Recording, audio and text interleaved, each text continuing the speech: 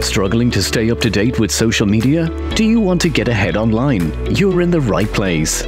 Welcome to the Public Sector Marketing Show, the podcast for public sector professionals who want to elevate their digital communications. Here's your host, Joanne Sweeney. Hello and welcome to episode 80 of the Public Sector Marketing Show. GPT has gone mainstream, but some public sector marketing pros are reluctant to embrace it. I understand why, but it's not a good enough reason to ignore this new technology that is disrupting marketing. GPT is like a wonder drug. It's addictive, it gives you an immediate high, and you get immediate results. But like any drug, there must be downsides. In today's show, I share the highs and lows and give you a balanced perspective on this new AI tool that every marketer is talking about. And what about ethical concerns? Public sector really needs to put the public interest at the heart of any AI that they use and be very transparent with the public when using it. So I speak to an expert on how to approach ChatGPT in government and public sector. Are you curious or are you an early adopter? Stay tuned.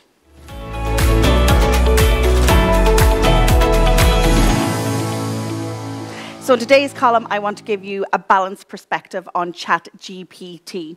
I ran a LinkedIn poll this week, and I asked my LinkedIn followers if they were active users of the tool, if they were testing and learning, if they were too afraid to use it, or if they just didn't trust it. And believe it or not, over 70% of the respondents, and I link the actual poll result in the blog post associated with this podcast, said that they are actually using it every week in their marketing, or they are currently testing and learning. And that's what I want to hear. With any new technology, there are ups and downs. So my balanced advice to you today is, number one, you definitely should be testing and learning ChatGPT. It will definitely help with systems and processes, reduce some of the time on some marketing tasks, and also maybe give you better results. The other side of that is that ChatGPT has been inputted with billions of data pieces, but not all of that data can be trusted because we don't really know the source. So if you are testing and learning the tool, my top tip to you is that put content into it that you already own, that has been fact-checked, and that also is truthful and is in the public interest. So a practical example would be to put a blog post, a press release, even put the copy from a YouTube video. One of my favorite ways to use ChatGPT right now is to feed it with even scripts from this podcast, and I ask it to write a script for TikTok that's about 60 seconds or a minute and a half. So repurposing existing content is a great way to use it. Another viewpoint on ChatGPT for public sector marketing is that when you are using it, it's really good to be transparent. And about a month ago, I was on Twitter, now known as X, and it was Father's Day, and I saw this tweet from the Environmental Protection Agency in Ireland, and the tweet went, "Happy Father's Day to all the dads who are, protecting their children," something along those lines. But the image used in the tweet was actually an AI-generated image. But the social media manager behind that account was explicit, and she actually said that this was an AI image. So she wanted to test what the public reaction was to the image. Would it increase engagement and reach? But she was transparent in doing it. So there's lots of uses around ChatGPT, and we will get into it later on in the consulting segment and in the interview. But for now, my advice to you is that you absolutely should be learning and testing on a weekly basis with your marketing. Public sector pros, do you want to progress in your career? Are you going for promotion? Do you want to stay ahead of the digital media landscape? We can help you. View our training calendar at publicsectormarketingpros.com. So let's talk about some of the considerations around ethics when it comes to artificial intelligence and, in particular, ChatGPT. ChatGPT can act like it understands us. So it mimics human behavior, it mimics that, it understands us, it has that emotional intelligence, but in actual fact, it does not. So to a large extent, its accuracy is questionable. Another really important point is that it's only as good as the information that it has been trained on. So there's a marked difference between the original version of the tool versus the paid-for version, which is ChatGPT 4. There's more data inputted into the paid-for version. You need to use it to see the inaccuracies for yourself. So how you might do it is you might ask it a question. So for example, what are the early signs of dementia? Right? It's a medical question. You shouldn't be asking AI that. But you might test it. Then you might go again and you might input official health information from your website written by a health expert and then input that into ChatGPT. And from there, you can compare and you will see what is accurate and what is not. That's a great test. Also, staying on that line, ChatGPT can propagate disinformation. And this is why it's really, really important that you do not use it exclusively for content marketing. Some people will believe its authenticity and obviously read it online and share it online, but as public sector leaders, you need to set the benchmark and the standard really, really high. It will shape public opinion, and that might be misguided public opinion because it might not be wholly accurate. And what we might find is that it might be misused in workplaces. And this is where you need to be really careful that if you're driving your marketing teams, they're under-resourced, they're overworked, they might turn to ChatGPT to be their efficiency friend.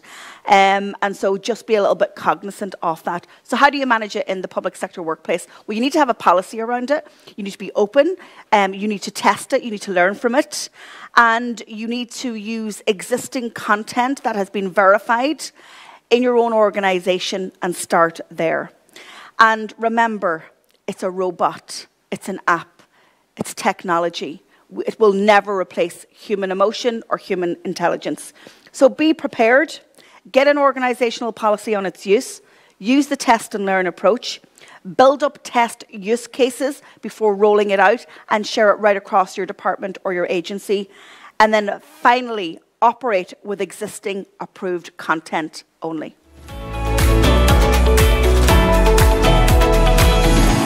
Johnny Byrne, thank you so much for joining me on the podcast. I think you may have been on my initial JSB Talks Digital podcast many years ago, but let's catch up and tell people what you're up to right now. Well, it's always great to catch up with you. We don't see each other half enough, but there you go. Yeah, so I suppose two of the main things that I do, I help people set up simple studios in their home or office so that they can really do themselves justice. So kind of the tagline is I help them address the elephant in the room, which is essentially that a lot of people are turning up and they look like they're in a witness protection program. You can barely see them or hear them. And so that's one thing. And then from there, then we continue to help people create, launch and sell online courses. So whether that be video courses, audio only courses, which is a new offering as well. So yeah, having lots of fun doing it. That's me. Johnny, you are like me, let's put us both in this category. We are early adopters of new technologies, especially in the whole area of content marketing, digital marketing, etc. And I asked you on today to talk about ChatGPT. And we've been playing around with it, and public sector are a little bit considered and conservative when it comes to their use. But how are you using it, first of all, before I talk about how your clients are potentially using it?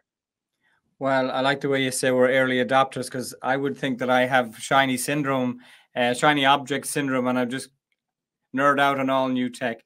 Yeah, so I've been given courses on it. I've been using it since it came out back in November 30th of last year. So yeah, I use it to, you know, fine tune some content, maybe review content, create content from scratch that then I tweak, whether that be, you know, marketing content, course content, idea generation, even proofreading a little bit, rewriting, teaching it how to write in my style, teaching it how not to write in the artificial style that it writes in. So all that good stuff. Yeah. So happy to delve into a little bit more detail on that. Yeah. And, you know, like, we're marketers, right? And the people who are listening to this podcast are marketers also. What is your view on the risk that ChatGPT and other similar tools like Google's Bard are going to replace us and make us completely redundant? Yeah, I suppose, you know, in order to get the best use out of it, the best responses out of it, you have to really put in great prompts, which is known as prompt engineering. And yeah, I mean, it's still, no matter how good the prompt within reason, and we can go through what makes up a good prompt, but it still comes back a little bit artificial. I mean, the content is good, but I might necessarily say it exactly how ChatGPT gives me back the response. So whether that be because we're based in Ireland/Europe, even though I have clients in the US, it tends to have a very US flavor. There's nothing wrong with that, but it doesn't necessarily match with how we might describe things or say things in our marketing. So that would be something. So some of the prompts that I've started to use recently is tell it as much what not to include in addition to what to include. So for example, create me a 500-word blog post about the following topic in plain, jargon-free English, and do not include terms such as grind, hype, and a bunch of others. And as I see responses coming back with words I wouldn't use, I update that particular prompt to include these words and say, you know, don't include them. So, you know, back in the day, we used to put in plus and minuses into Google to do search for this, but don't include results that include this. So it's not too dissimilar to that. And you've been working on like a prompt masterpiece, right? Do you want to talk to us about that? Yeah, so I've put together the Profit Prompts Playbook, which is basically a sheet where you can basically change certain columns of the sheet. So let's say, for example, you want to go into website content, and I zoom in on it here. So basically, people that use the sheet just change what's in the gray column. So for example, my business solves the problem of, let's say, IT support or copywriting or social media and then you put in who that's for. And then please create a specific piece of copy for my website. Do you understand? But you can actually, in a drop-down menu, you can choose some great books like Content Strategy, The Challenge of the Sale by Brent Allison, The Art of Closing the Sale by Brian Tracy. So you can choose books from a drop down, and all you do then is copy the prompt, pop over to ChatGPT, and basically paste it in. Okay. And can I just say that if you are listening to this podcast episode on your favorite podcast channel, you need to jump over to the Public Sector Marketing Show YouTube channel, because Johnny is just doing a demo for us. And that prompt sheet, is it a free one, or where can we navigate to have a look at it? Yeah, it's part of an online course that I've created called ChatGPT Mastery, and students of that course get the spreadsheet. And when they see it in action, let's say, you know, as a teaser during a webinar or whatever, you know, they really go pretty nuts for it, because it has like hundreds of pre-written prompts that are tweakable for public sector, private sector, business, marketing, course creation, mindset, anything like that. Really, you can use it for. So, you know, it's got tons of different things that you can use, and definitions as well. And I use it on a daily basis if I'm creating something new, rather than creating prompts from scratch.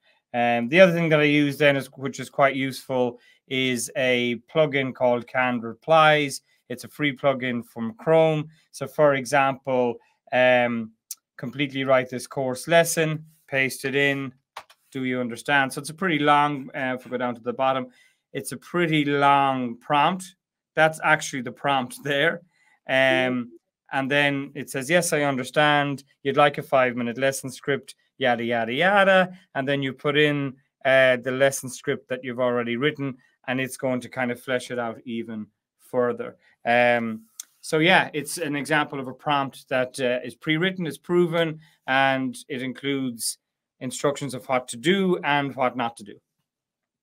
Yeah, and Anne Handley, who is, you know, one of the most noted content marketers in the world, was speaking at Content Marketing World, and she was obviously asked about AI and what she thinks, what impact it would have on the content marketing industry and how she uses it. And she said, you know, how I like to use it is get a different perspective. She says, because I go into creating content with my own view, and maybe my view is biased. And she goes, it just creates that other brain to get a different perspective, which then makes me to think in a different way. So I thought that was interesting.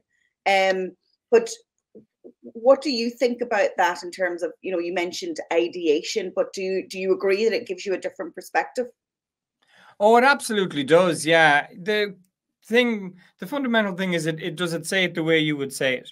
Or do you just continue to use it and tweak it slightly rather than copy and paste? Some people copy and paste. We don't recommend it, but you can, because it wasn't created by a human being. So, you know, but if you've built up a brand over the years, or people know you for a particular type of style, and then overnight, everything sounds different, then and then of course people are pretty aware that AI is out there. They might start to question, is Johnny Byrne actually writing this content, or is he copying and pasting every day? So I think it's important to maintain your own style. You can definitely learn a lot from it. As you said, it gives different perspective. Whether, you know, you agree with that perspective or not is the other question, I guess. So yeah, I mean, handle with care, like all technology, but it's a very, very powerful tool that I think we can save a lot of time and money and effort from using, for sure. Just to say, this is a funny quote from Anne Handley, and she said, every time somebody copies and pastes from ChatGPT, a unicorn dies. Right, okay. Yeah. So yeah, again, just advising us not to just do copy and paste. Yeah, for sure. But I mean, course creation is something that I do every day. And what's useful is that it might throw up things, for example, that you forgot, like the curse of knowledge, for example. You've forgotten what it's like not to know something. Right. So, you know, it will actually remind you, hey, just because you know doesn't mean everybody does. So it's very useful for creating course content. It's very useful coming up with catchy headlines, sub-headlines for courses, for blog posts, that kind of thing. Some of them, again, can be a little bit flashy or, you know, simply not usable. But, you know, some of the ones you go, aha, there's a great one, I'm going to use that. And even though the domain name might be available as well. So it's good for coming up with, if you ask it to come up with it, let's say a course title, using alliteration and rhyme, you know, it come up, for me, it came up with Sound Success, which is a great name for an audio-only course. I had thought of Sound Advice, but there's no alliteration in that. And as we know, alliterations are easier to remember. So very, very useful for that kind of thing as well. Of course, ChatGPT 4 then has plugins, which means that you can get it to write prompts for Mid-Journey, for example, for creating graphics to go with your PowerPoint, for your course as well. Microsoft Copilot is out. So it's got ChatGPT built into that, which means that you'll eventually not be going into ChatGPT. You'll just be using it within Microsoft Word or Excel. So that is the next level of ChatGPT and AI, which it'll be an integral part of the tools that we have been using for most of our lives, really. Yeah, and ChatGPT 4, that's a paid version. So yeah, $20 a month. Yeah. Yeah, definitely worth it. I mean, the integrations are unbelievable, aren't they? Yeah, well, Copilot with Microsoft will get rid of that. I mean, it depends. Copilot won't come with the plugins that come with ChatGPT 4. So the plugins are definitely worth using for ChatGPT 4. But Copilot, because Microsoft are so heavily invested in ChatGPT, Copilot, the prompts, if you like, will be included. So, for example, rather than going to ChatGPT, asking it to do something and copying and pasting into Word, you just do it within Word, or you do it within Excel, or indeed PowerPoint and other Microsoft products as well. So that's going to be huge. And then the app has got more powerful as well. You can start to talk to it. It's going to start to do more with imagery, photographs, videos, that kind of thing. But even now, I encourage people to actually chat to ChatGPT as opposed to type. So, for example, you would use the Windows symbol and H, which would launch your dictation app, and then you actually speak to ChatGPT. So it's a lot more efficient, of course, because you don't have to type, but you actually are more likely to talk to in a conversational manner than actually type something up. And then you're going more likely to get a far better response, because ultimately the better the prompt, the better the response, and that's what we have to remember. So a great prompt structure would be act as a, and then you put in social media marketing expert, course creator. Another one is include something like from the perspective of. So explain quantum engineering from the perspective of a 12-year-old. It's good to say please and be polite. And also it's good to end your prompts with do you understand? That really gets ChatGPT to put on the hat in which you wanted to speak. So again, whether that be copywriter, course creator, poet, whatever it might be, right? Yeah, so those couple of things in most prompts are a good idea as well. I mean, we cannot deny the efficiency and the time saving that ChatGPT and similar tools is giving us is just unfathomable almost, because it's, it's almost giving us a marketing assistant in a bit of technology. Yeah, and it's very quickly becoming the norm. I mean, in some cases with a lot of new technology, we can be a little bit scared. I know somebody who got left off in Shopify 3 weeks ago because of ChatGPT and AI. So basically, they were customer service and telephone support. And now the person using Shopify just types in the question, and it's building up the intelligence. It's replying. It's including links. It's available 24/7. So Shopify is just one example of a company who's starting to use it more, and therefore there are consequences for human beings. So so that, of course, is not nice for the people that's left off. I guess the opportunity is for people to perhaps reskill in AI and actually learn how to use prompt engineering, for example, as well. So yeah, but I mean, no more than us getting our first calculator back in the, well, I mean, not you, but back in the day, I remember getting a calculator. You would remember that, Joanne. So, I mean, again, from pencil and paper to calculator was a massive move. So, but now it's the norm, Yeah. So yeah, I remember getting email. That was revolutionary, and people were afraid of email. Yeah. And then Google is 25 years old now, and people were afraid of Google. So this is just evolution, Yeah.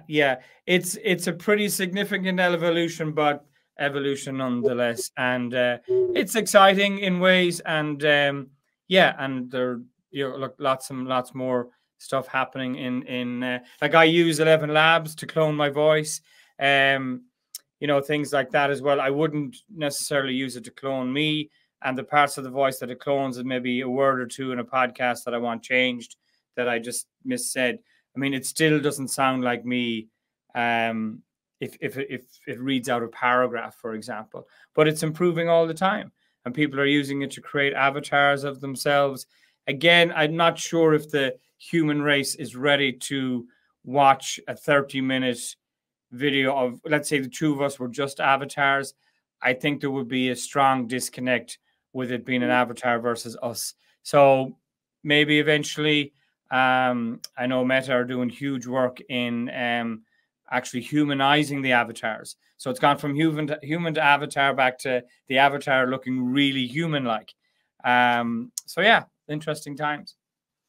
Well, we have to point out this was a real conversation between two human beings. There was no AI. And an elephant. And again, you have to go to YouTube to see the elephant in the room walking across the screen.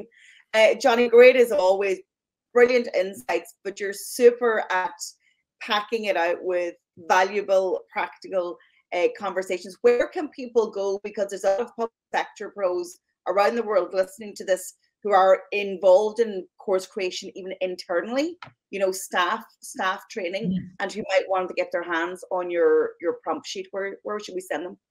Yeah, if you go to johnnybyrne.com, it's BEIRNE, but it's pronounced Byrne, johnnybyrne.com.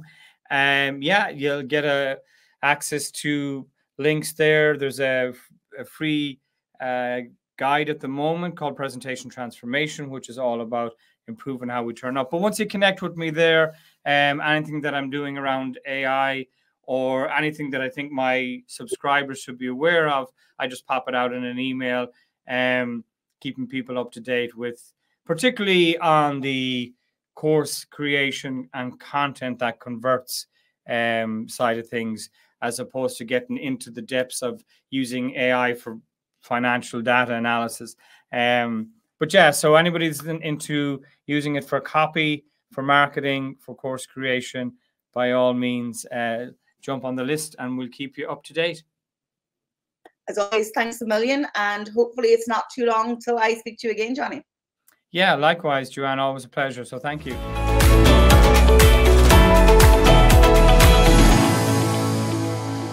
Thank you so much for tuning in to episode 80 of the Public Sector Marketing Show. We are now 5 episodes into season 5, and I want to thank you for being with me, but also I hope you share all about the podcast with the public sector pros that you know. And just a reminder, if you haven't yet got a copy of the Ultimate Guide to Digital Marketing and Social Media for Government and Public Sector, then maybe do. It will be a great investment. It's 20 years of my experience and my practice wrapped up in a book. So you can get your hands on the 2nd edition of Public Sector Marketing Pro now on Amazon, also available in Kindle edition. Or if you prefer, like I do, to listen to a book, it's now available on Audible. And I will see you on the next show. If you enjoyed this episode, please share with a public sector pro you know. Don't forget to subscribe, rate, and review on your favorite podcast platform or on YouTube. For more free resources, details of our upcoming training courses and consulting options, log on to publicsectormarketingpros.com.